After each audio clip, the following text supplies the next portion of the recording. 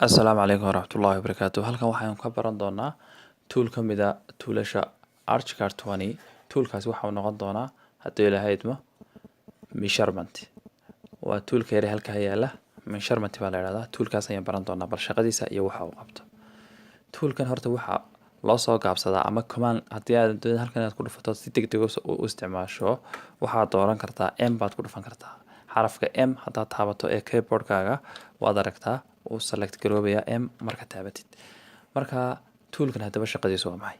Waxa aynu sameynaynaa markaa tusaale ahaan oo kale inaynu gidaar yar sawirano si aynu ogaano wuxuu qabto. Gidaarka yar baan sawirayaa. Waa 4 mitir xaggana iyo 4 mitir xaggana iyo 4 mitir saas. Intaa weeyaan. Waa 4x4. 4x4 ama square-ka yar ayaan doonayaa inaan ogaado area-diisa iyo distance-kiisa inuu soo saaro ama linear meterka. Marka waxaan soo qaadanayaa xarafka M baan taabanayaa amaba kaasaan click siinayaa measurement-iga. Halkaasaan deetana ka soo bilaabayaa. Marka waxa uu ka kooban yahay oo ku jira afar shay buu ka warramaa. Waa distance-ka iyo angle-ka iyo coordinate, x coordinate iyo y coordinate. Markaas labada ugu muhiimsan waxa weeyaan oo imika aan meesha ka muuqanaysa laakiin markaan jiido saas oo kale halkaa ilaa halkaa idhaahdo ka soo muuqanaya waxa weeyaan cumulative distance iyo area labadaas ayaa ugu muhiimsan.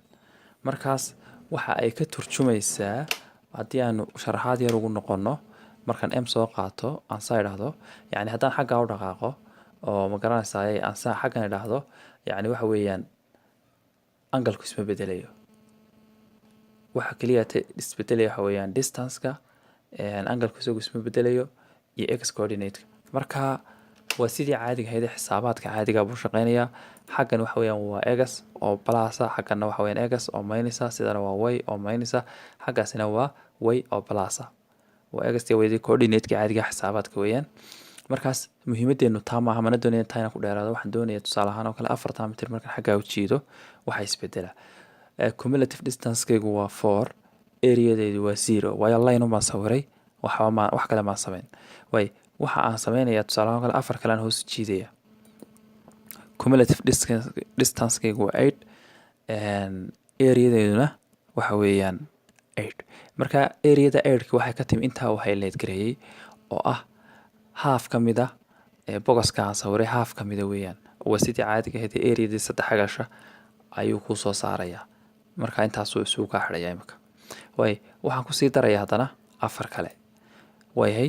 Cumulative distance-kayga ama inta aan socday ama masaafada aan socday waxa weeyaan 12 mitir.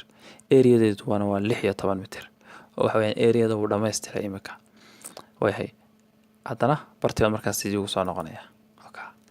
Distance-kayga waa 16, area-deedina waa 16.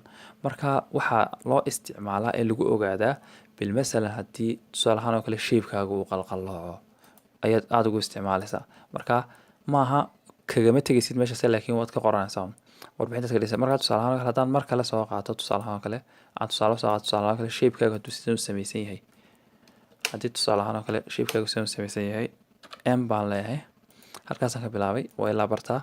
Haddana ilaa halkaa, haddana maybe ilaa halkaa, haddana maybe ilaa halkaa inuu sidaa yahay baa laga yaabaa shape-kaagu uu saa u samaysan yahay. Waad arki kartaa imika cumulative distance-kaagu waa 22.8. Area-daaduna waa 14.92. Markaas yacni wuxuu shape-ka sidan oo kale ah ayaad si yaro simple area-daadii iyo masaafadii ama linear meterkii aad kula soo baxaysaa. Markaas toolkani faa'iidadaas uu leeyahay sidaas ayaanaad u ogaanaysaa. halkaas ayaan ku joojinaynaa casharkan. Assalaamu calaykum waraxmatullaahi wabarakaatuh.